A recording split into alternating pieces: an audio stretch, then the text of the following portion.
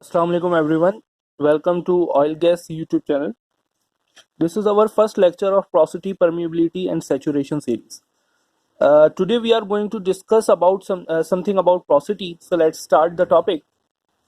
Before starting this topic of porosity, I would like to inform you all that porosity is the property of sedimentary rock. You will not found any porosity in the metamorphic or igneous rock. It is only the property of sedimentary rock. So let's start the topic. So what basically the porosity is? The porosity is the measurement of empty spaces which are present inside the rock.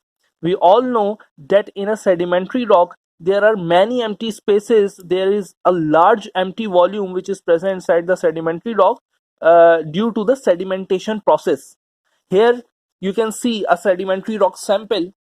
You can see that these circular particles are representing the grains of the sedimentary rock, and between these circular particles you have some spaces, empty spaces, which I represented here from blue.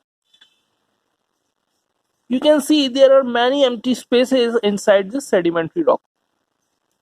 So due to these empty spaces which are available in the rock, the fluid is capable to store in the rock. But in igneous and metamorphic rock, we know that there are no empty spaces, so there will be there is no capability of there is no capability in the rock to store some fluid. So we can see that there are empty spaces which are present between the grains of this rock, and the availability of the empty spaces in the rock sample, obviously the sedimentary rock, is the reason of porosity. Okay, we will discuss in detail further, but let's come to the basic, that the porosity is the measurement of the empty spaces which are available in the reservoir rock or a sedimentary rock. The porosity represents the storage capacity of a rock for fluid. Obviously, the porosity means the availability of the empty spaces or void spaces in the rock represents that how much volume of fluid can be stored in that rock.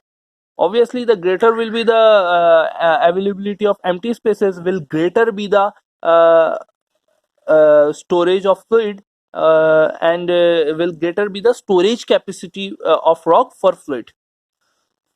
So the porosity represents the storage capacity of the rock for fluid, and we know the greater will be the availability of the empty spaces in the rock, will greater be the volume of fluid that can be stored in this rock. Okay, so we can see in this rock there are some void spaces or empty spaces which are present in the rock. The empty spaces which are present in the rock, the empty volume which is present inside the rock is known as pore volume.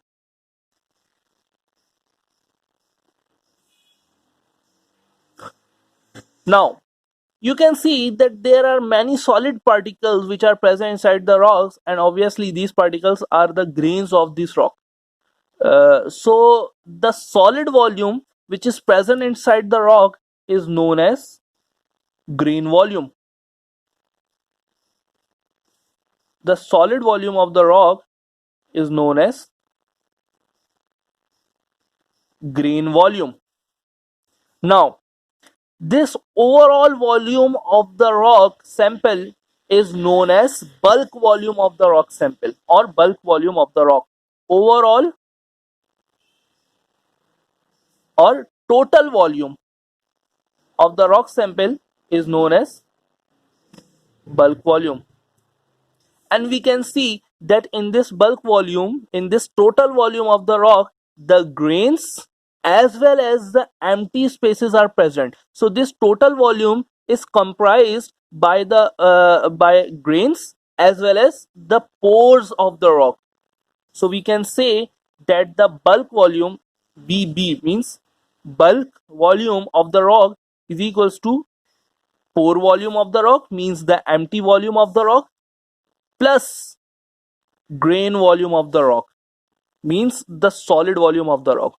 The the addition of solid volume and the empty volume of the rock will give us the total overall volume of the rock. So empty or void volume present inside the rock is known as pore volume. Volume of solid particles, or we can say the grain particles which are present inside the rock is known as grain volume. The total volume of the rock is known as bulk volume. It is the overall volume, and obviously it will be the sum of pore volume and grain volume. Here in this figure, we can see a rectangular or a cubic sample of rock, of sedimentary rock. So in this question, it is asked that what is the bulk volume of the rock that is shown above. Since we can see that this rock sample is cubic in shape, or we can say rectangular in shape. So if we want to calculate its bulk volume, VB bulk volume, then it can be calculated by multiplying its all the three dimensions, means x multiplied by y multiplied by z, or we can say that it becomes length multiplied by breadth multiplied by height. This is the height or thickness of the sample. You can say that this is the length and this is the breadth of the rock sample. Or we can also modify this formula that bulk volume is equals to area multiplied by height.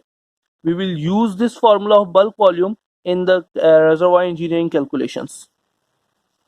So the bulk volume can be calculated by area multiplied by height. So this is the brief concept of porosity. And the one point which is necessary to understand, one more point which is necessary to understand is that the rock which has the void spaces in it is known as porous rock, and we know that porosity or means the uh, empty spaces empty spaces in the rock is only the property of sedimentary rock. In metamorphic and igneous rock, it is impossible that these rock have some empty spaces in them. So the sedimentary rock is the rock which is always a porous rock.